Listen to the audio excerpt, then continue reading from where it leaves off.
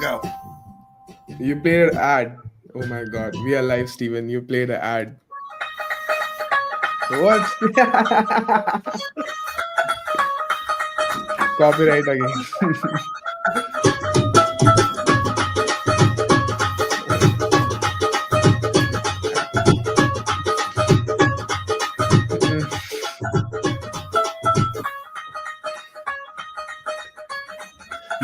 You guys know that I had no love for this kind of music before Web3.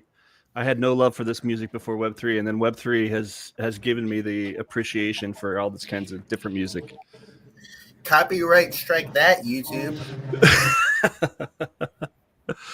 Bro, T Series owns this song too. They're gonna copyright us. And we're done. Our channel's over. We're getting copyrighted again. The first economic advice I have for you guys is stop copywriting yourself. Yeah, I'm telling Steven, but he's like, it's fine. It's a new channel. Doesn't matter if we get banned. No issues. You can try again somewhere else, is what you're saying. Okay.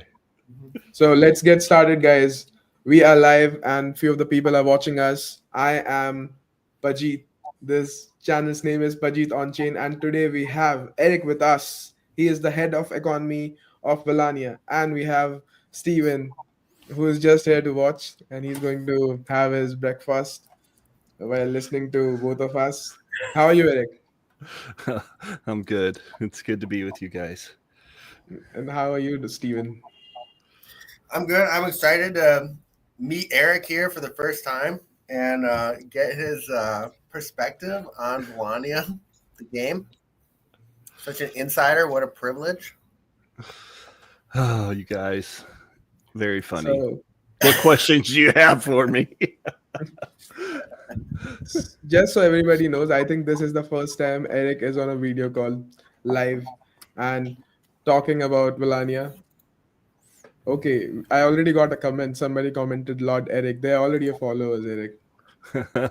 Hi, Buffalo. How are you, buddy? Thanks for joining, man. Appreciate you. And only I can get Eric on a video call live. Nobody else can. And I'm also meeting Eric for the first time. Why are you guys just like lying outright to your audience? It does nothing for your audience. It's funny, and maybe they'll laugh. Hopefully you guys are laughing with us. Yeah. So guys, let's get started. Let's start grilling Eric with some questions.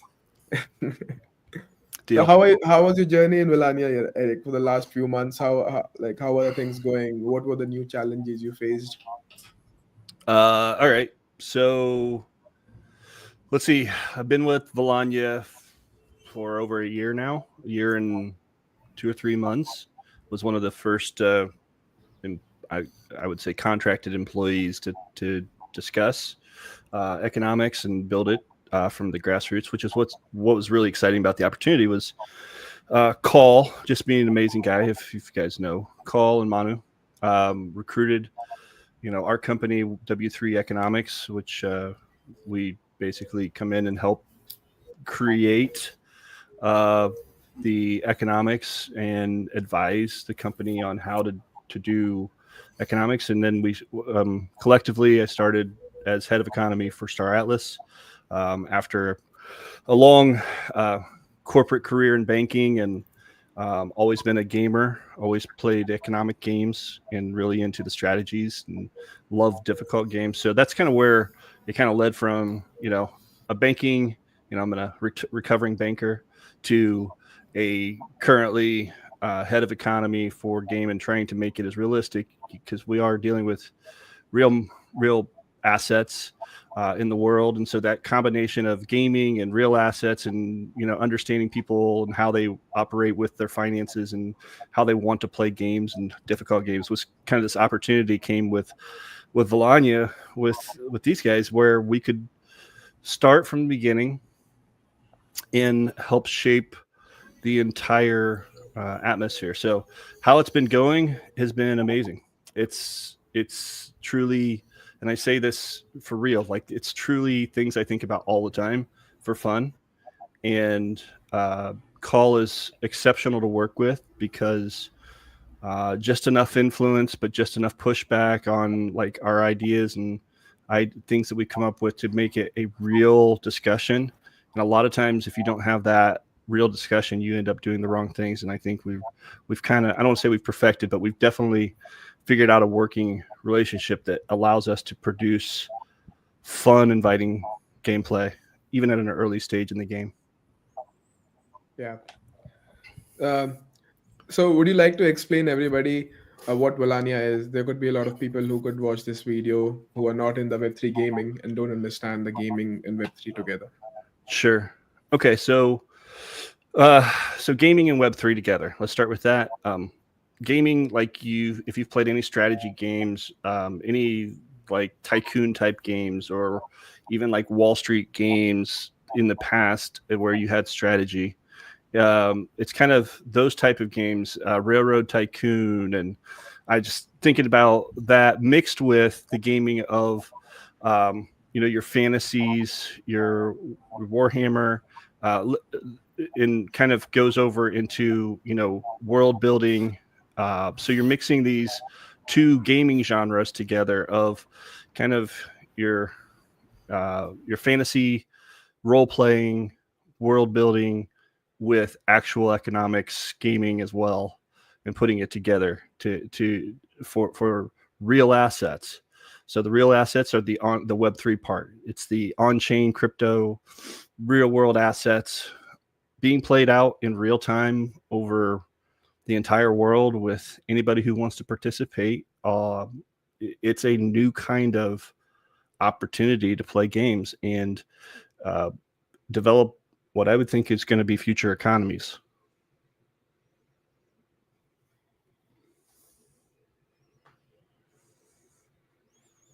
Bajit, I can't hear you. Yeah. So I was asking that how to get started in Valannia. Like if I'm a new player, what all I need to have? Like, do I need an NFT or do I need few other assets? And where are we currently? Sure. So we're still extraordinarily early, guys. Collectively, we're all in the building stage of an early economy that will be the basis for future gameplay that is coming next year. And that's what this whole year has been about, is the preparation for kind of the rest of the game modes. So how to get started? I mean, there's lots of assets for sale on the marketplace. If you go to Valannia.com and then you can go to the marketplace. There's tons. And the main characters will be your hero. So everybody has a hero. If you have an NFT hero, you will be able to play the game at the very base level when we launch the rest of it. So that's the very basis. There are 3 current heroes. There's the origin hero, which is the OGs, the originals. There are the Beyond heroes, and then there are the souls of the Beyond heroes. So Soul Beyond. The Soul Beyond were a free mint that happened a few months ago, and essentially folks used the free minted soul as part of a recipe to upgrade to a full-fledged, what we call Beyond hero. So Beyond heroes are full-fledged heroes, just like the origin heroes. They're just the second wave of heroes in the marketplace. So all of them have their benefits. The soul you would want to upgrade if you bought a soul. And it's pretty easy. It's through staking and following a simple recipe to upgrade it. So getting a little bit into the game, how is the game like? We see a bunch of like elements. Hold on. So we see a bunch of different elements, right? And you got like water, you got like a pickaxe, you got like the books, you have Valanite, you have these gems. Like what are the differences between these different items that people are getting on adventure? So there's R4, C4, and gems. So R4 resource 4, C4 craftable 4. So let's start with those two. Why are we seeding the economy with those?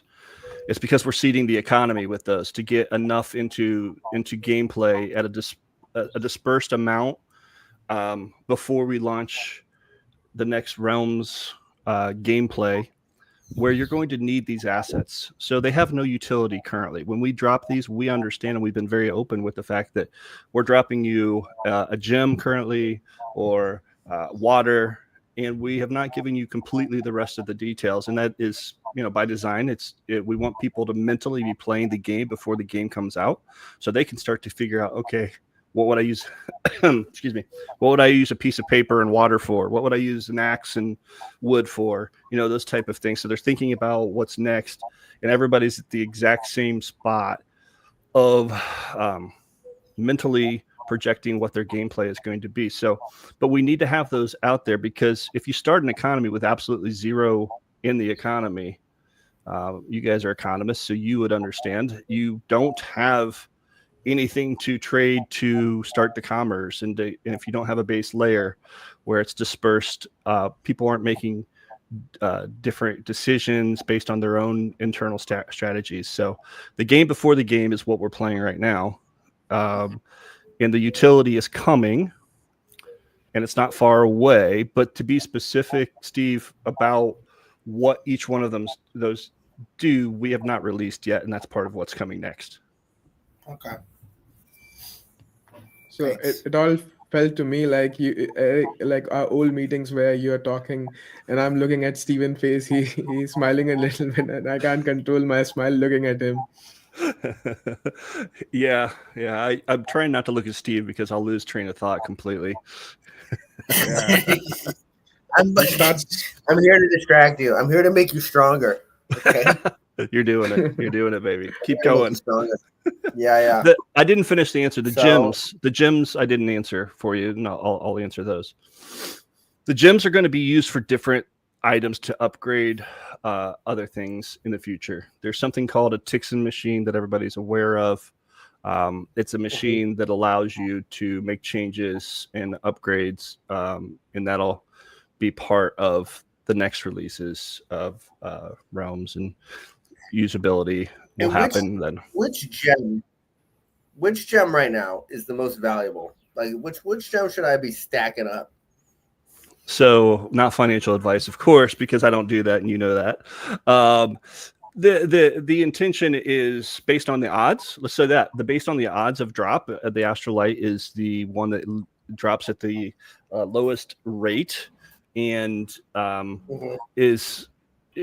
I think what it's very fair to say that it's intentional that those that are very few to drop will have a great impact on your abilities for certain items you're going to want to create in the future. Celspar is the second one to drop the least, and then Valannia is the most ubiquitous within the game. Nice. So anybody can anybody can purchase them from the marketplace, right? Yeah. So if you look, and I said this publicly on our town hall, our tavern. It's time for bed, Bajit. That's funny. Who's selling it? That's Alexa. But I said it publicly last week. Bajit. Funny. Anyway, I said it publicly last week to the crowd that the resources are going to be used in a way that allows you to create more things with them. So the gems are going to be part of that. But there's going to be some chances of not success when you do it. So it's not 100% that you're going to have success on everything that you do. So there's going to be some gameplay to it. All right. Remind me of your question, because I think I lost my train of thought a little bit there. Just want to make sure I answered it. Anything? You answered. Yeah, I just want to know the differences between all the stuff we're collecting right now in Adventure. They'll have their own. Some of them mix. So Steve, some of them will mix together. Some of them won't. Like some of them will be obvious that they mix together. Some of them were used for. So the Grimoire of Souls and so the book, mixed with Amir. Some of those things were used already for the upgrade for Beyond, for Hero Beyond, but they still will have usage in the future. They'll still have other items. So none of the things that we're dropping have zero utility in the future. They will all have something. They'll have their place, and you wish you had them. Well, that's good. We would hope for that, right? Go easy, Steve. I wonder who wrote that. I wonder who wrote that. Probably the guy that's supposed to be in bed right now. So yeah, talking about combat units, Eric, I've been seeing that you guys are coming out with these waves, and like in just 2 days, these waves are getting sold out. What's going on there, and how are they used in the gameplay? And So let's what is the future utility too? So let's start about the economics of the combat units. So each of your heroes is going to have basically troops, right? And they're going to need to have a ability to fight other armies and just traditional gaming type things. And the troops are going to be used for economics right now because you can stake them. So the orbs, let's talk about the orbs. So we did something cool. I think it was a little bit on the edge of like new ideas. And so while I was pretty confident in the structure of it, still it was a new concept. And the way we released the troops was through, you would buy an orb. An orb would be one of 200 or one of 100 troops that are underlying those orbs, randomly assigned. When you open up the orb, it will tell you what your unit that you gained. With that, you may have gained an orb that was not matching with your hero, and that was part of the design, actually. So let's say Steve is a Faeruni, and he gets a Lorathi, but he gets a tank which is a higher unit. He is stoked because he got a tank, but he also wishes it was a Faerun. But everybody else has the exact same experience. So what the intention was, everybody having the same exact experience in the community at the exact same time would start chatter, would start conversation, would start what we call mental gameplay. Right? Because you now have, everybody has a uniting task, which is everybody's trying to do the same thing, and they have to make deals with people that they don't know, which is important, right? When you're trying to establish a community. And we've seen message after message after message. I have these three. I have these three mages of the Glorb. I need a Lorathi. I'll trade this for that. And so the trading and the communication is bringing together people who will, number one, we will be fighting each other later, but at least for now, it's allowing them to feel more of a community and build this community. We're up to 15,000 plus people in the community on the Discord. It's active. It's a growing game. Allows people to get in early and have conversations. That was the idea with the economics and the structure and how we did it and the fun of it. Is one of the strategies, Eric. It's one of the strategies for people to just hold on to these other units, right? So like, I'm not going to trade you your unit because I don't want you to win. It's going to give you it's going to give that group a disadvantage if I end up getting one of their higher order units and I just hold on to it. I've said publicly that I am not trading any of the units that I have, and I'm holding forever. So, and part of that is not that I don't want there to be trading, because I think there needs to be that, but I play economic games all the time. I don't know which one's going to be the best in the future. I don't know which one's going to have an advantage. Not that I'm going to play, my race, but who knows which one of the units or which one of the races is going to be the most sought after we start playing the game in 3 or 4 or 5, 6 months from now. And I go, all right, maybe I'm ready to cash in on, I have one of these Faerun because that's what Steve wants the most. And finally I have it. So that was my strategy. But a ton of people, which I enjoyed and thought would happen, they're trying to maximize their own internal setup, their hero plus troops together. So there's all kinds of. We've always thought that you can actually create a game that's as fun as a fully developed UE5 game without the game, because if you do it mentally, you can. Yeah, I see it. Yeah, the Red Moon Bell. Well, I do need that. Somebody needs to send me the Red Moon Gala music, and I'll have him play us out with that. I got it. But yeah, we've always said that we can play. We can occupy your mental space of a game 24/7 for fun, and you don't have to be sitting and playing the game at all times. That's not it. That's not it, Steve. Steven, let him focus. I'm gonna mute, or else I'm gonna mute you. Red Moon Gala. I have the authority. Yeah. If anybody can tell, I'm used to Steve doing stuff while I'm talking, so it's not a new thing. But yeah, so they will have utility. They will have the way of putting. So the hard part is I keep repeating this and I keep demonstrating this, and you guys know me very well. I enjoy difficult economic choices in gameplay. I think it is the way to make an engulfing experience for those who play. And so the difficult choice is now you're trying to trade units that you want to have to build your squad to match your hero to be the same race, because there's 8 races. And your hero helps you choose which race you're going to be, right? So you're a Lorathi, you're a Faerun, you're a Glorb, whatever you are. You're human. You can be human.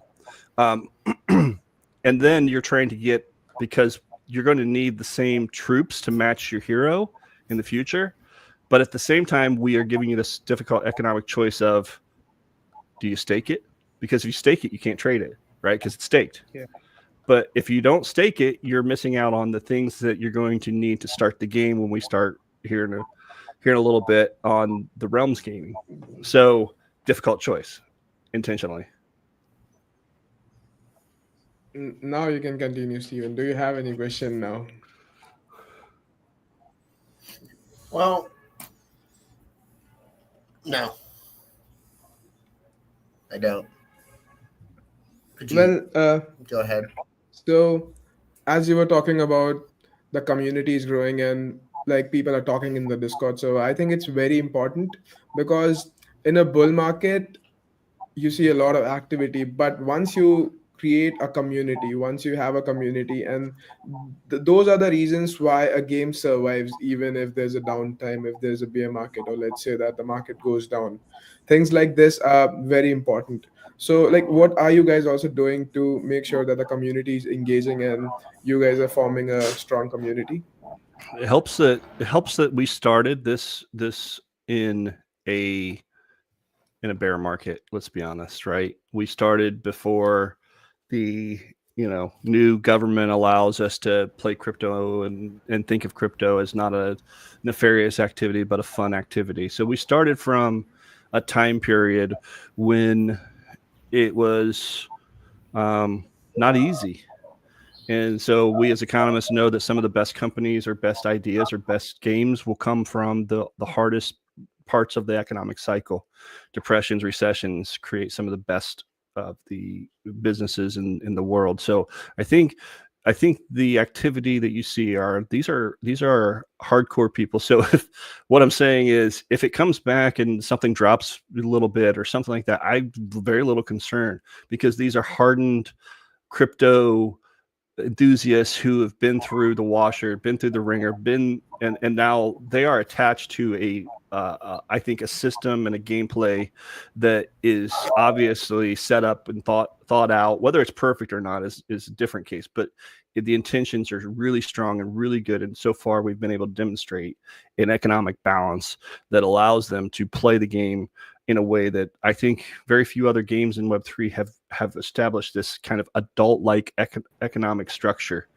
And so they're going to have more of a stable footing, but also they've been through the ringer of the meme coin, this and that, and the rugs and all that stuff. And these folks know that, based on, I would say, not based on our words, but based on our actions of how we've developed the economy and the gameplay, that this is something they can play for a long time. So Eric, you're saying that, okay, the game developed out of a bull market, right? Or bear market. And what are the other games that have developed out of a bear market, right? Let's see here. Was it Honeyland? Was it PFL, Photo Finish Live, right? Yep. Right. And then these games saw dramatic success as soon as the market started to pump. So then that means, when does the coin come out? Yeah, the coin is Good question. So I guess if you're viewing this right now, in December of 2024, it's not come out yet, and that's we're building a game with momentum that a lot of folks are enjoying, and it's growing quickly, and the enthusiasm is there. So yeah, I think it's coming is what I would say, Steve, and no financial advice, but it's going to be part of the utility of the game. So the coin will have utility within the game, which And is the game is coming. Mm-hmm. And it's very close. Very close. Very close. He already very said close. 6 or 7 months. I don't know if people know, but he said 6 to 7 months. Well, that's not. I mean, there are. So that's okay. That's probably too long. Okay, that's not. That's too long. We're going to have some more fun games before then for sure. We are building in iterations of gameplay, and it keeps building and building, and everything to be selfish, everything that we've released has been polished, has worked, has been fun for the community. There's some snags, but that's Web3, but not like we've seen in the past, guys. These guys deliver. The developers and deliver at a high rate things that have taken other games years to do. They're doing in months, and so I think that people are starting to catch on to what other games? Just all other games. Okay, Come on, Steven. Part of it's technology, part of its technology just keeps increasing, and so we're going to see more and more deliverables for people who understand how to put it together into gameplay. We're having fun.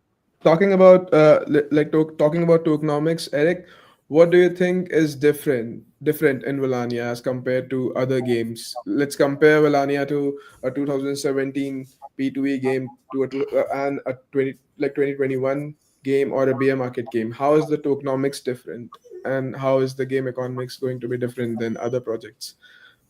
Because we see that this field is evolving very fast. Yeah. So I'm very much a fan of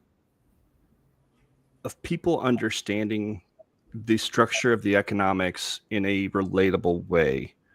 And let me give you an example. If I say something is $17 trillion or 17 trillion assets to you, and that's how much you're going to have to spend to do this, you go, that seems like a lot. But if I told you that every day I give you 300 trillion free for just sitting there, you go, oh, that's not that much. But it's still, all those zeros and all that extra just doesn't make it very relatable to humans who work in day to day where a euro or a dollar is one or two or three or five. I have one car. I don't have 70,000 cars. Like, it's the economy is actually, we're trying to make it closer to realistic in the way that you actually understand economics yourself as a personal finance. So we're trying very hard not to do zillions of this and zillions of that. And obviously at the beginning of the game, the more you can control the size of the economy into a smaller scale, the more room you have to grow into, okay, now we're at 400 instead of 400 billion. Right. So it's kind of, it's squeezing it down to a realistic economic feel. So if I said you need, here's the way it really works. If I say you need 10 pieces of wood, from a forest in the game. That seems realistic.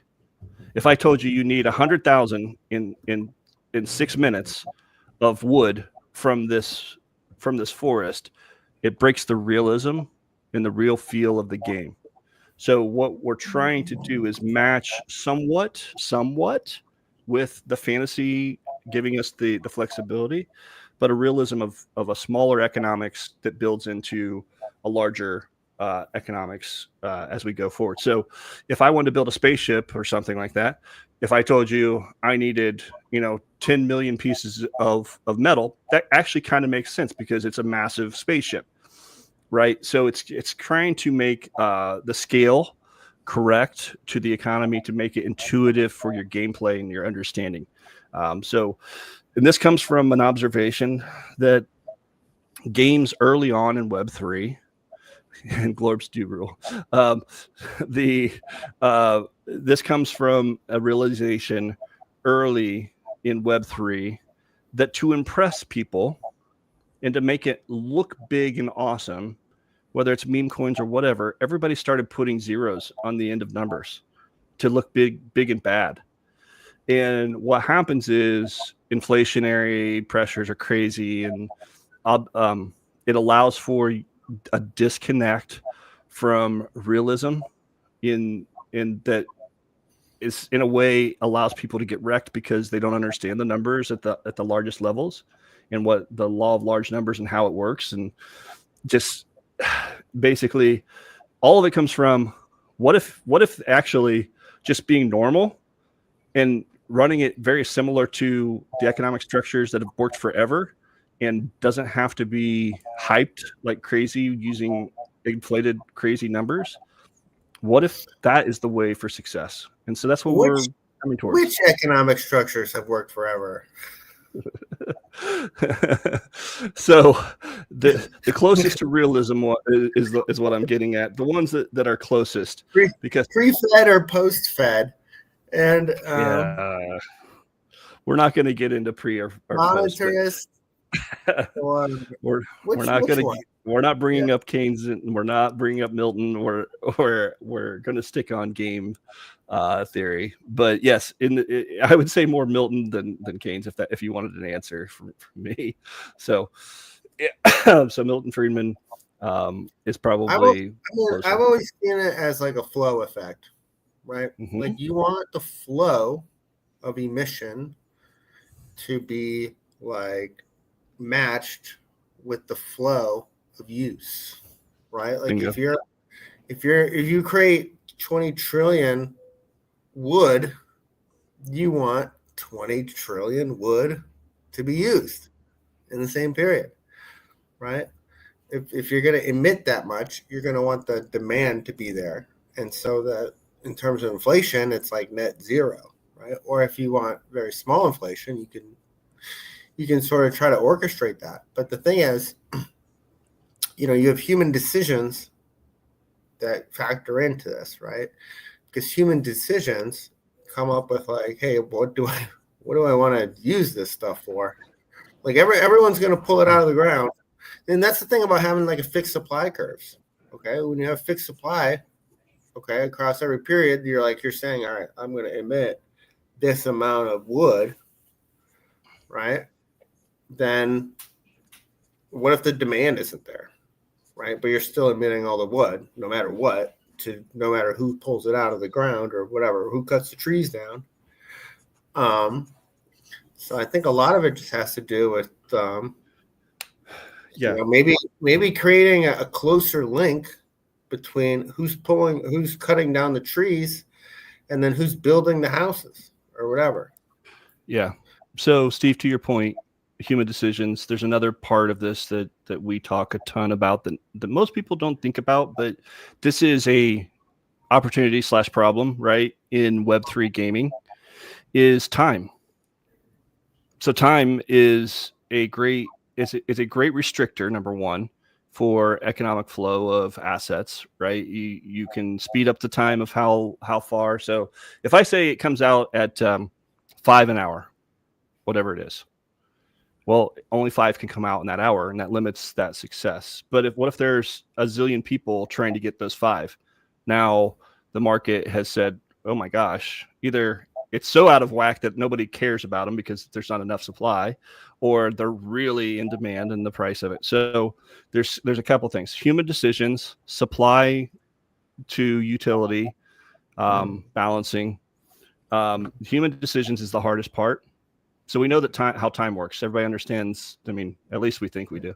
I know how time works. That's a different podcast. But we know based on the clock how time works, and we also know how much we can put into something, and we can anticipate and demand based on recipes or what we know that they're going to want to do with it. What we know. When I say what we know is the human part. What we think that they're going to choose. But in Web3 gaming, here's one of the things that's really, really, really hard to predict is we make a mistake and we put a purple hat that is supposed to be black into something. And everybody in Web3 goes, that thing's unique. That's crazy. Oh my gosh, I got to have it. And we thought this is going to be, the most basic thing in the world. It just happens to be based on the whims of the populace and the human decision. They change the entire economics of the market. And we've got, I don't want to say we have to adjust to it, because we don't. The market can be the market. The market can decide, and it does.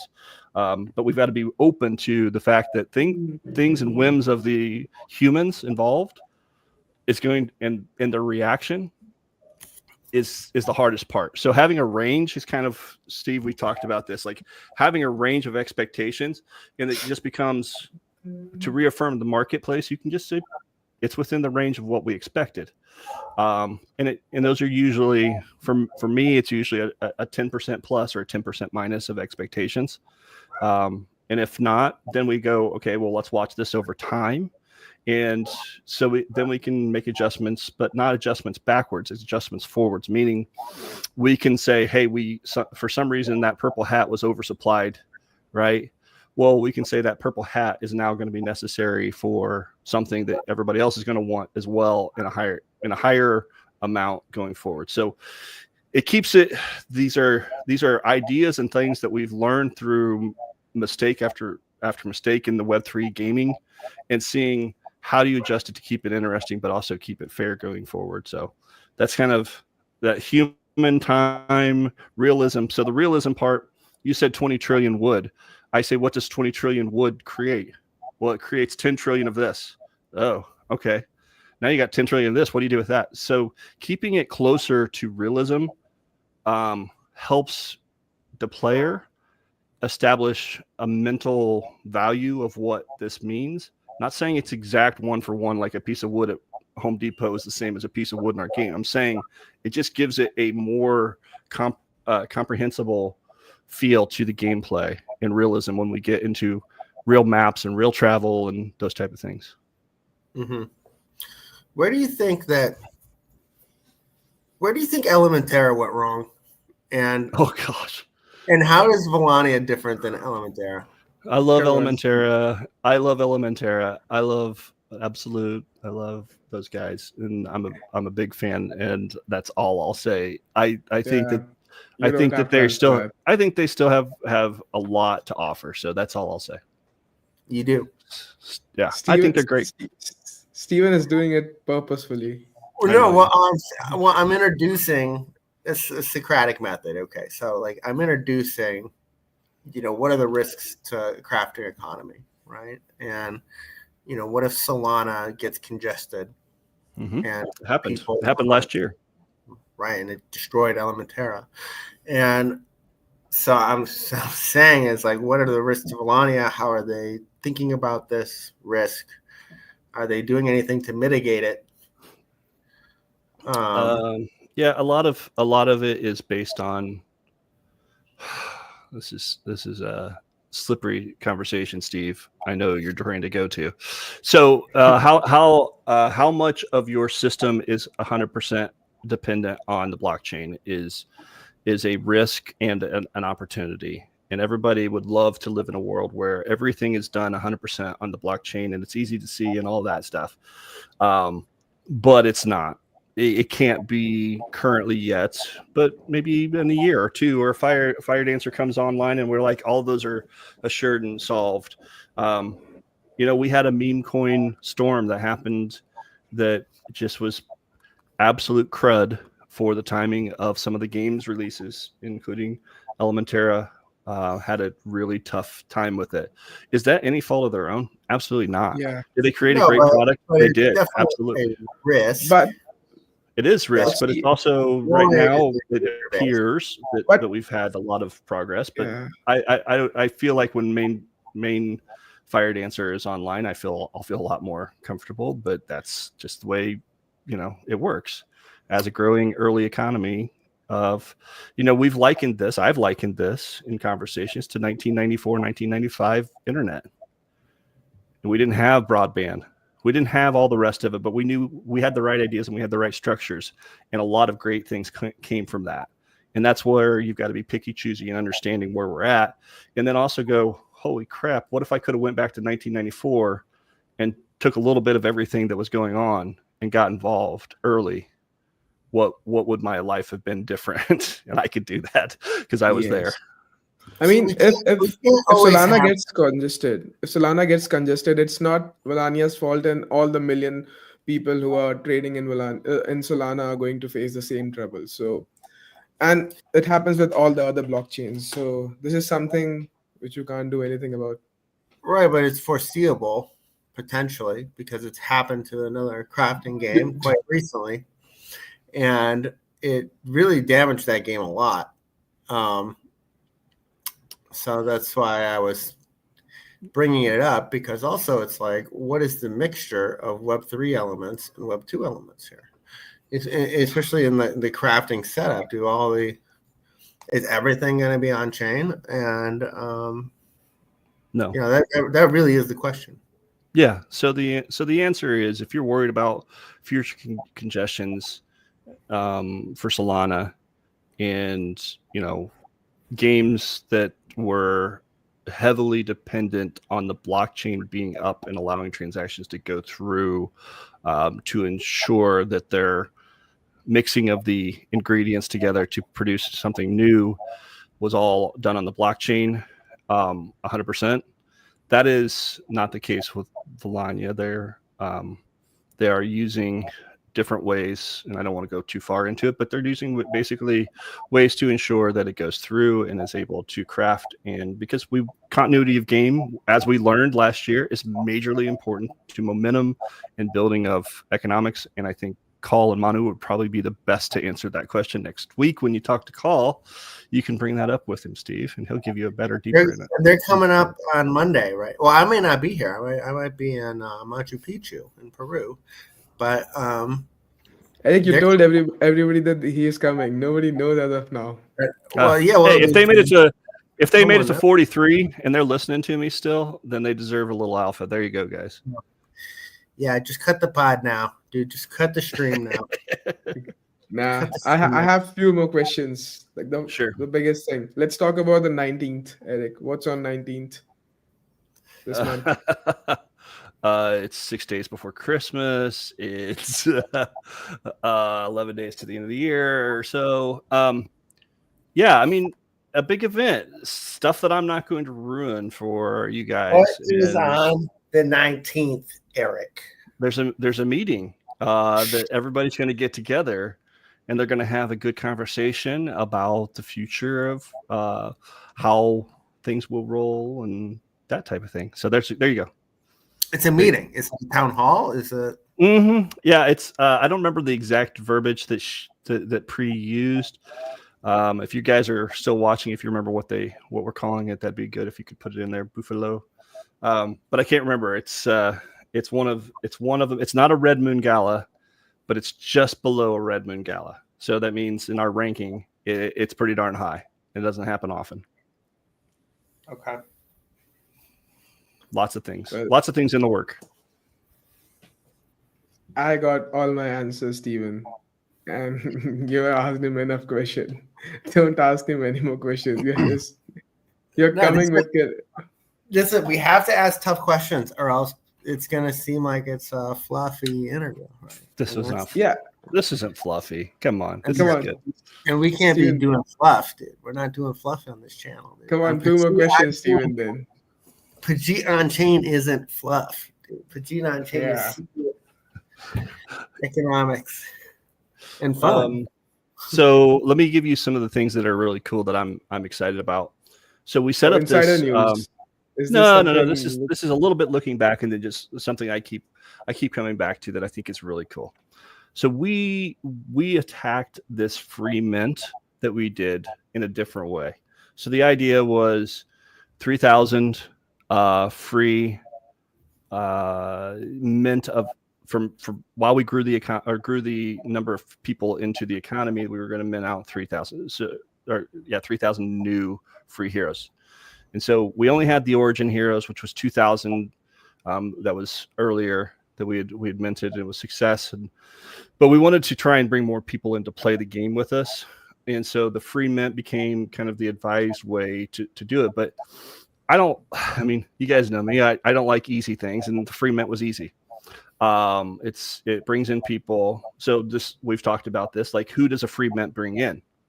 It brings in people who maybe are just collecting assets and then moving on, right? And they're not going to play. And that was the biggest concern. But we think that we've got something really special here. If we could just get them a little bit to take a look at what we're doing, they're going to mentally get into the gameplay and go with us. So if you go ahead, Steve. Well, I was going to say, like, how many people who already have a hero got the free mint? And how many people who don't have a hero, who didn't have a hero, got the free mint?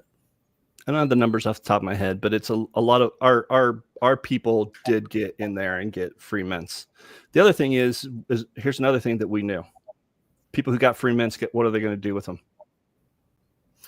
Sell them to people who want them. And people who want them will get them at a cheap discount from what they're going to be worth as of like today, even. So we knew that would be part of it. If you're invested into, I mean, when I say invested, mentally invested into the game, and you see an opportunity that others don't see, then that's your chance to get ahead, and that's your choice. So we've tried to create opportunities for different parts of the ecosystem. So 3,000, I estimated that 1,000 of those or approximately would sit in a wallet forever and they'd never come back to our site. Think that's fair? I've never asked anybody if they think that's fair. I just assumed that. But what do you think?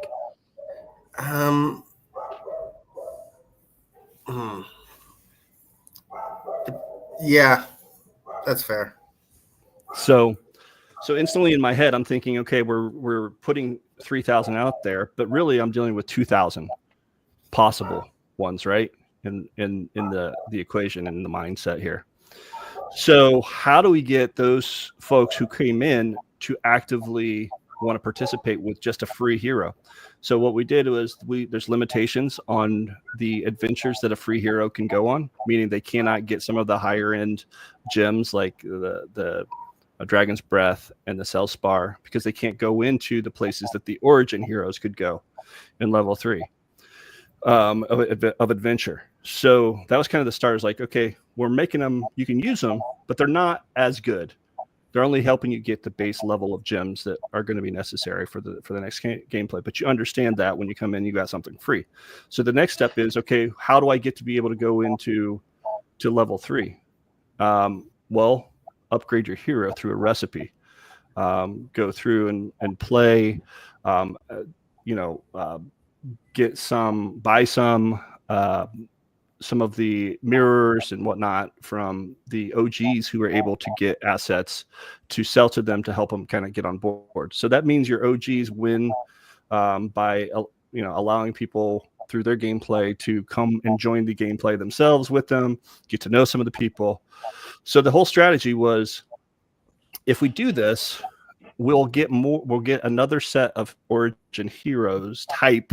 They're a little bit less than the origin heroes. But the people who are playing are actually playing and understand our gameplay, and they've gone in far enough in to say, do I like this or do I don't? And if they do, that's awesome. They're welcome to stay. If they don't, they've gained themselves an asset that they could sell to somebody else. And so your free your free journey that you've had into it allows for you to either start to play, kind of get hooked on what we're doing here, or just spend a couple of weeks and go, this isn't for me, and you're out. So here's what's happened. So watching the numbers, we're at 1,485 Beyond Heroes now. So there was 2,000 in my head of the free souls, and there are currently the free. So these are the free minted souls were minted, and there's currently, as this pulls up, 121 of the original 3,000 are listed on the marketplace currently. So for 0.1 soul from the original free mint, because what's happened is, well, there's only about 2,000, and we've used 1,485 of them. So it says the listed supply on, if you go to my Magic Eden, it says the listed supply is 3,000, but we've already just said there's 1,000 of them that are sitting in a wallet that people are never going to look at. And now we know that 1,400 of these souls are burned when they are made a Beyond Hero. So how many souls are really left? Well, there's 121 of them. Say again? 700 of them are staked. And so the other part is that they're staked as well. So there's 121 in the marketplace. There's 700 of them are staked. We're above the 2,000. We're actually eating into the 1,000 that I thought was not going to be active, and we're actually beating that number because people are staking them to participate. But 2 weeks ago was 158 on the marketplace of souls for sale, and it's 121 today, and 1,485 is about 5 per day are being created, meaning souls are being burned. So what I'm saying is the system worked, and Doing good. and then how many? So ask me this question: how many Beyond Heroes are listed on the marketplace right now for sale of the 1,485? How many? 80, 50. What's your guess, Pajit? Petite. Somewhere on that 100. 5 of 1,485 are for sale. 5. You guys are making a cult. You know that. It's not a game. You guys making a cult.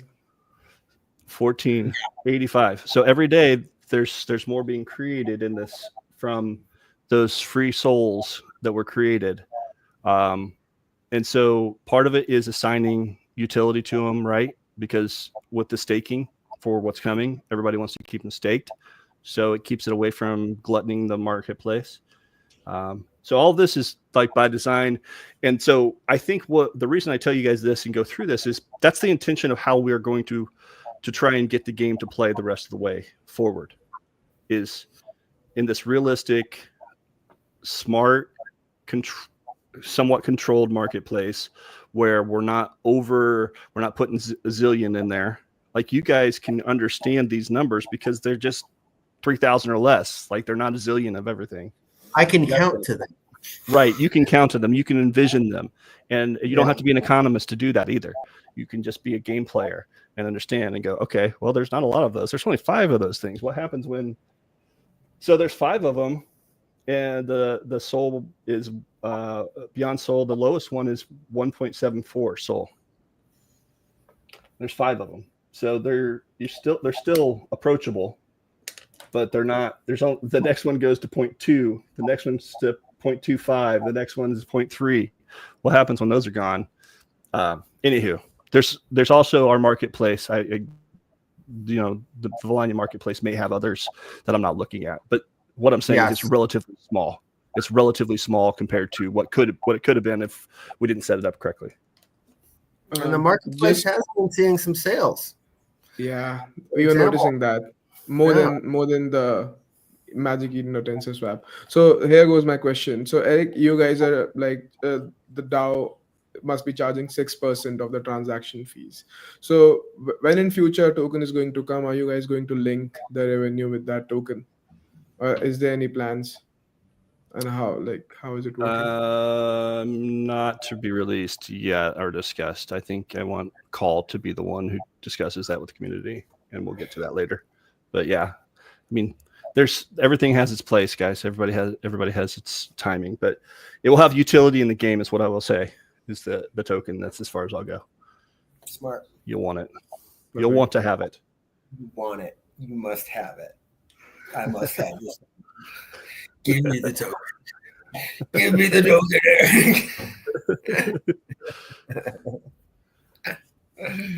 I hope you enjoyed this conversation and live, Eric. I love it. Play us out. Play us out with Moonlight Sonata.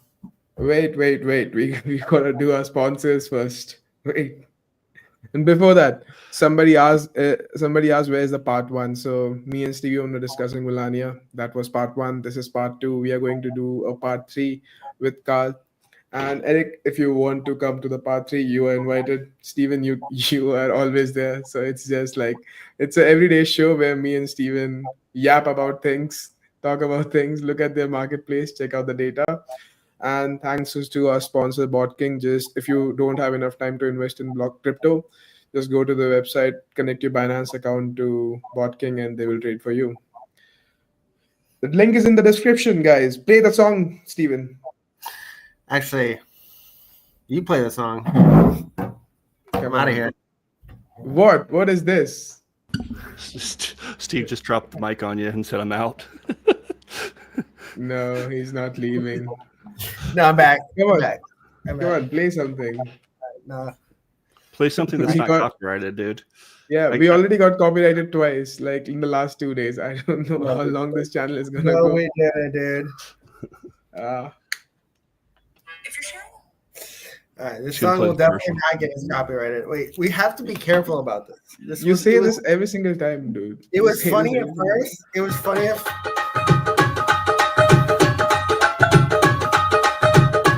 Eric, come on. Eric, we're gonna do this.